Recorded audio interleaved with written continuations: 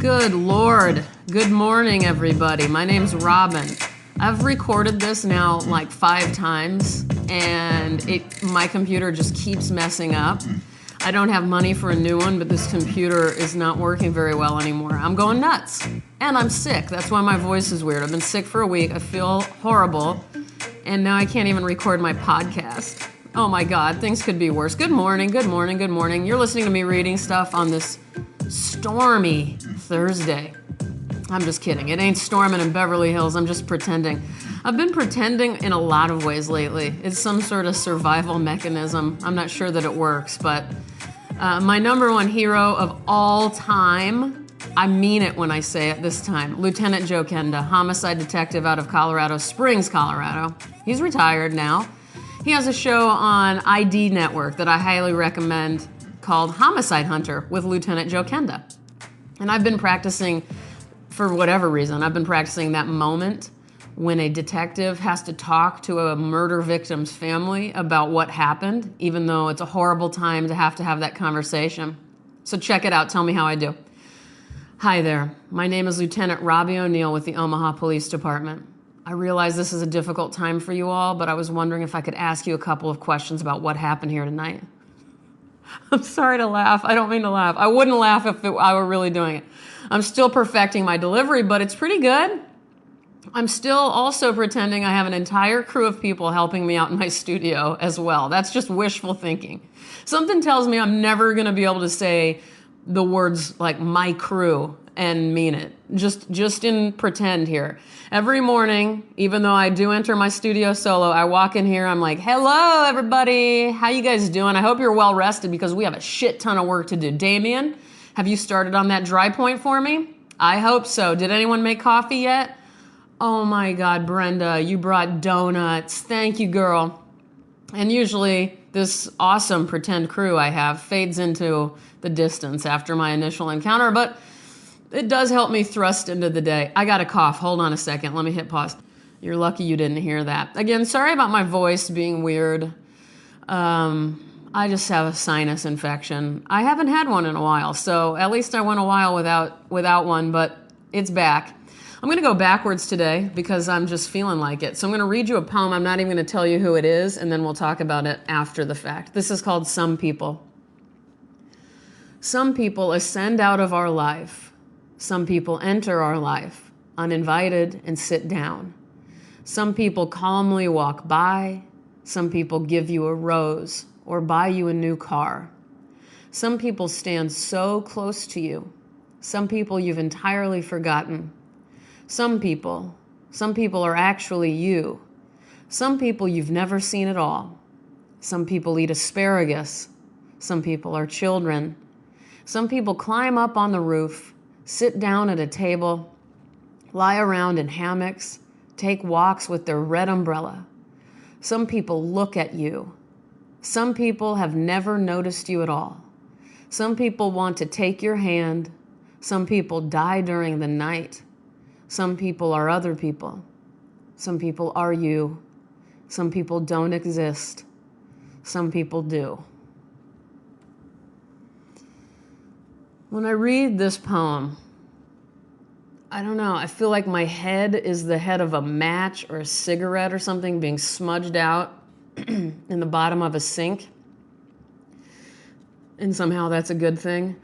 This is Rolf Jacobsen. Rolf Jacobsen, born in 1907, died in 1994, considered by many, from what I've read, to be the first modernist writer in all of Norway.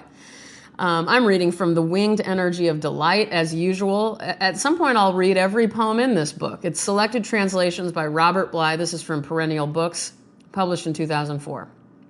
Let me read the beginning of what Bly says about Jacobsen. Do you say Jacobsen if this is a Norwegian man? I don't know. You guys let me know. I should have checked on that, but I didn't. In some ways, Rolf Jacobsen, or Jacobsen, was the first modern poet in Norway. He began writing poems in the 30s. By then, cars were becoming common, and their tires were softer than they are now. He noticed that the F of Firestone was pressed into the sand of a forest road going along between pines. And here's a quote from this, oh my God, this poem. I should have read this too. It's called Country Roads. Here it is. A car had passed by on the dusty road where an ant was out with his pine needle working. He was wandering around in the huge F of a firestone that had been pressed into the sandy earth for 120 kilometers. I really, really love that.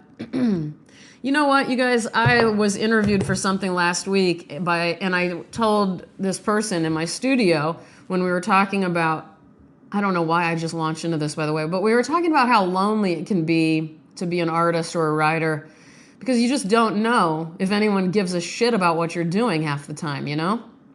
And for the most part, that doesn't bother me, but I've had moments where it upset me intensely. And I was talking to this person about how you combat that is you reach out to somebody who does something you like. It's so vital. If you know somebody is alive out there and you think you might be able to contact them in some way, you do that. You say, hi, Roberta Markel. That's my made-up artist that I like. Roberta Markel. My name is Robin O'Neill, and I just want you to know that show I saw of yours in Dallas in 1994 has stayed with me since then. I think you're incredible. Thank you so much. And then you do that, and you don't expect anything back. And you don't bug them like, hey, did you get my email? Hey, did you get that letter? You just say it. You just say, I love what you do. It made an impact on me.